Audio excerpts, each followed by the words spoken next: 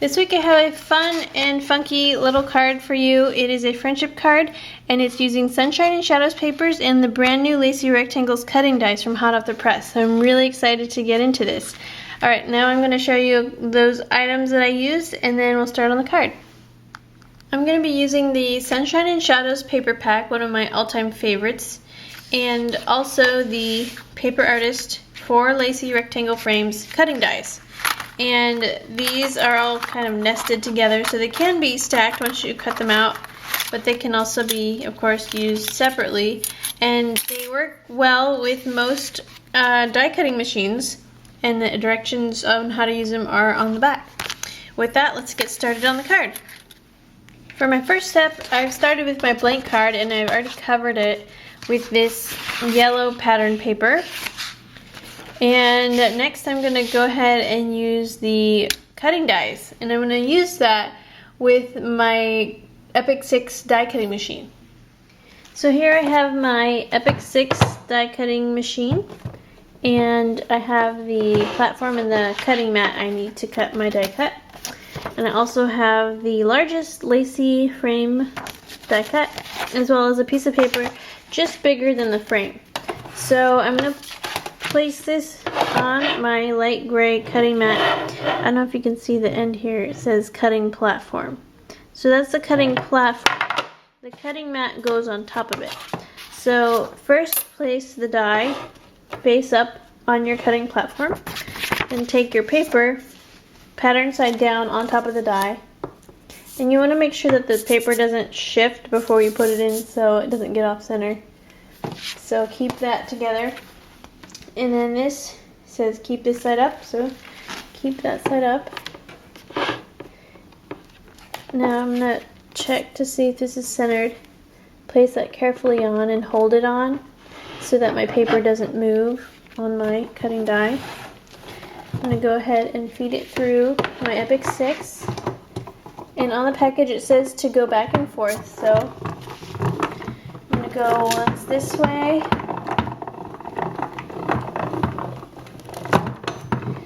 and then back through,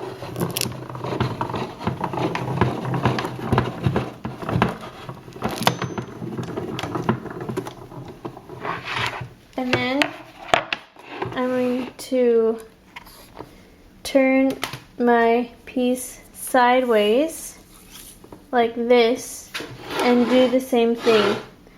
And that's what it says on the packaging, and that gives you the best cut.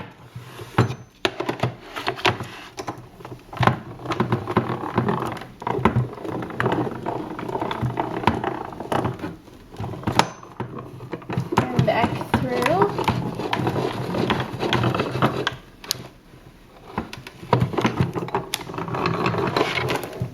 Alright. Now I'm going to see. It looks to me like it has made a nice cut.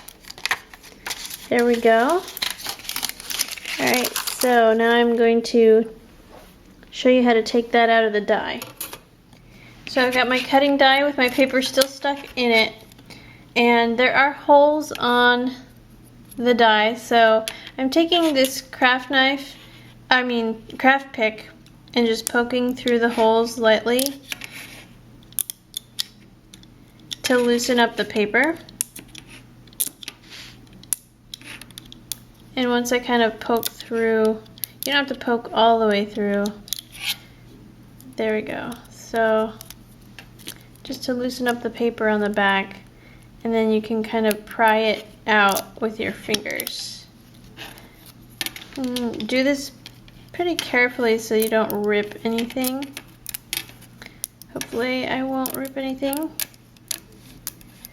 See right there, I poked all the way through and accidentally punctured it, so I'm just going to try and cover that up by closing it with my fingernail. You can also use a blunt pencil or a pen without ink. That might work a little better so you don't poke all the way through. Now, once I have this out, there's my completed cut. And on the actual die here, you can also use this little poker tool to kind of pry out these scraps of paper, and you can also use a craft knife to do that. So I'm going to go ahead and cut a few more frames, and then we'll get back to our card. So for the front of the card, I've cut 3 frames here. This one was made from the Flourish black paper from the background. This one was made from the gray and yellow kind of tapestry. And then this one was just made from plain white cardstock. And in case you're wondering, the cutting dies do work wonderfully with cardstock. So, and it's actually easier to kind of pry out of the cutting die because it's a thicker weight. So it's nice and a little more durable. So first I'm going to start working with the white frame. I've cut just a piece of the black, the same one we've used for the large frame, and I'm going to glue the white frame on here, and then I'm going to take my detail scissors and just cut a thin border around the whole frame.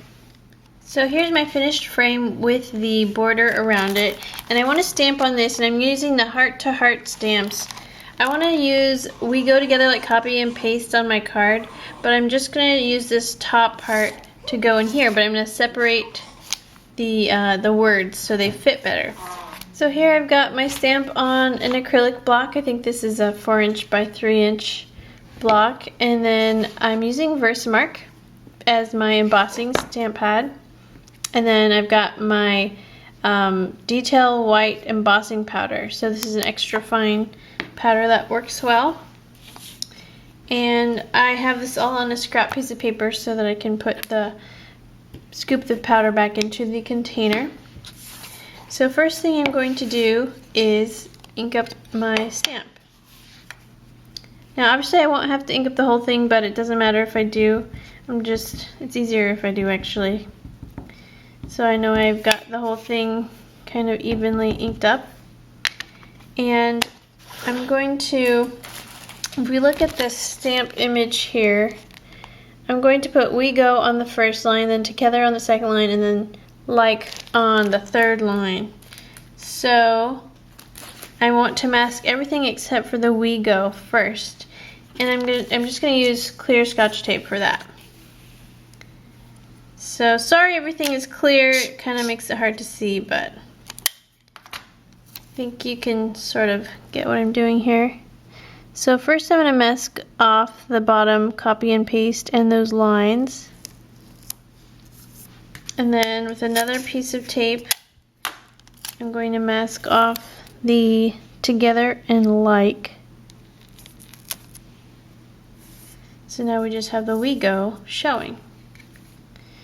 And I'm going to stamp right in the top center.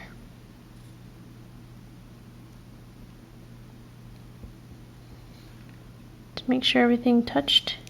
Okay. And then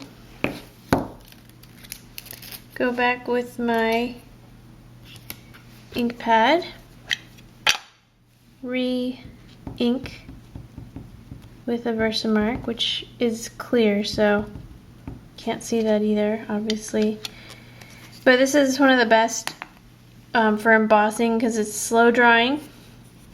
And this time I'm going to mask off not only the copy and paste, but everything except for Together. And you kind of get the idea that I'm just masking off one thing at a time.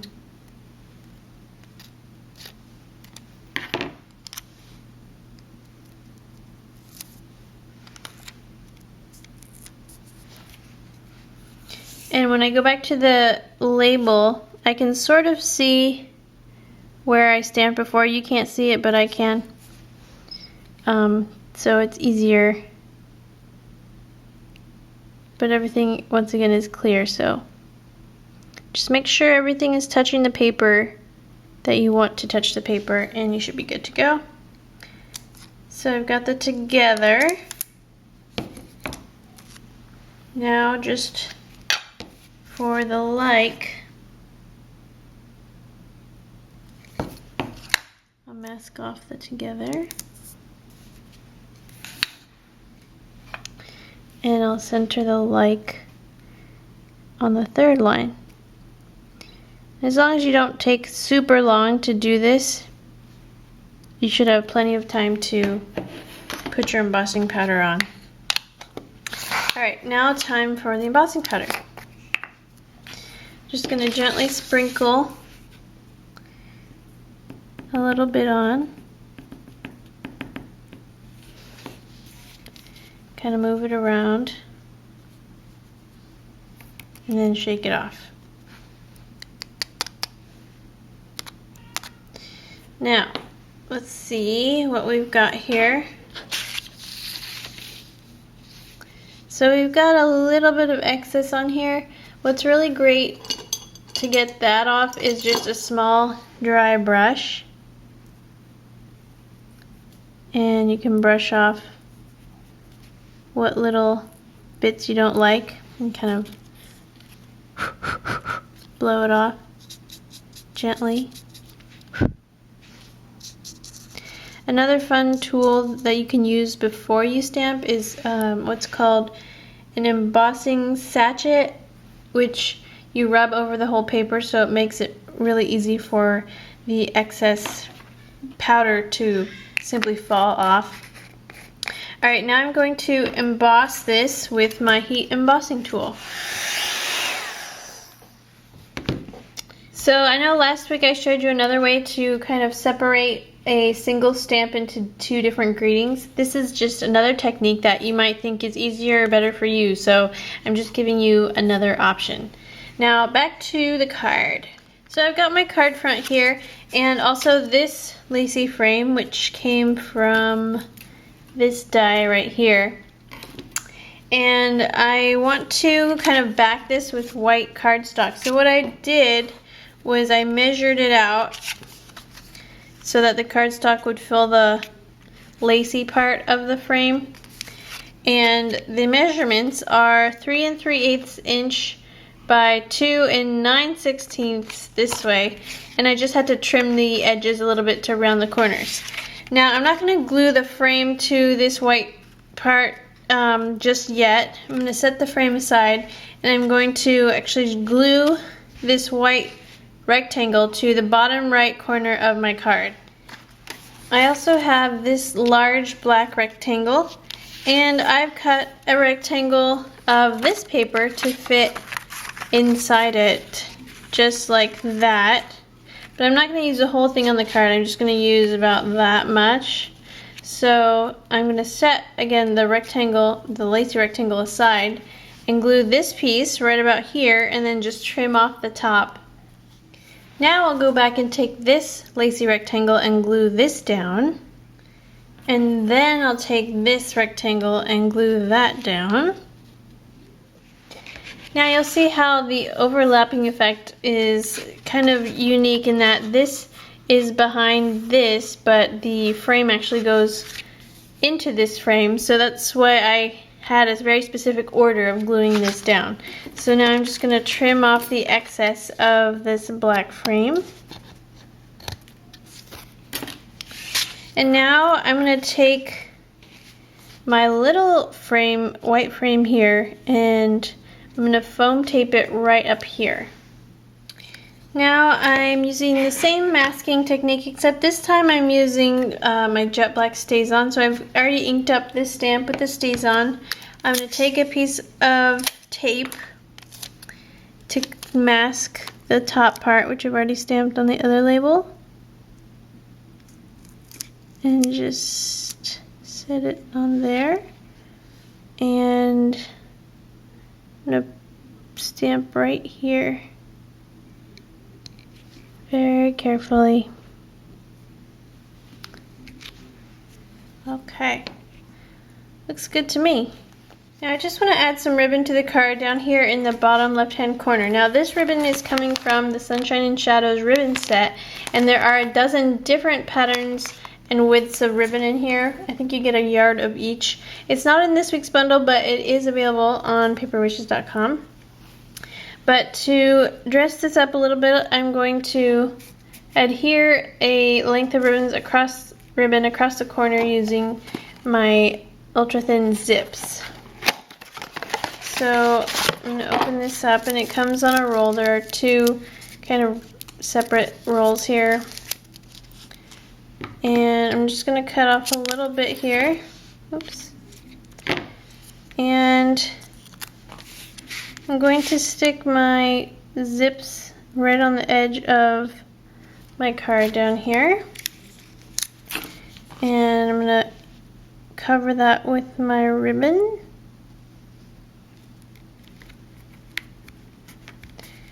And then I'm going to do the same on this side.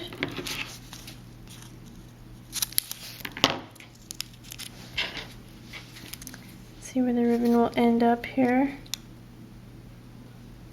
Make sure the zips end up right on the very edge of your card so that when you trim off your ribbon it will not fray. And I'm just trimming off the ends here.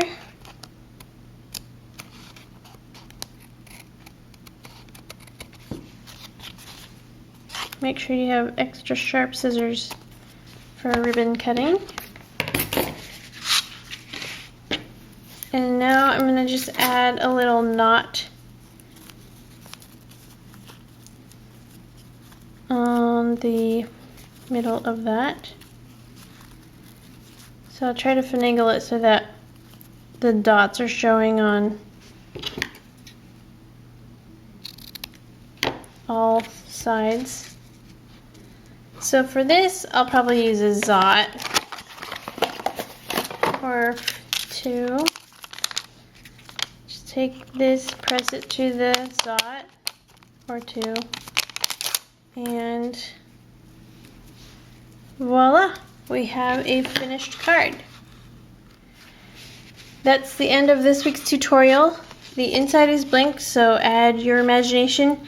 But I hope you enjoyed the Lacy rectangles cutting dies, because I had a lot of fun playing around with those, and as you can see there are plenty of ways that you can use them. So stay tuned for this week's bundle, and I'll see you again next week. First in the bundle, of course, we have the Paper Artist cutting dies, and there are 4 separate cutting dies in this set, and they're all Lacy rectangles, or in this case an oval, but they're all nested together. Here are all of the dimensions.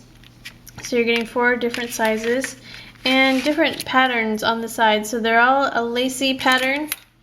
Great for cutting out labels, frames, photos, and greetings.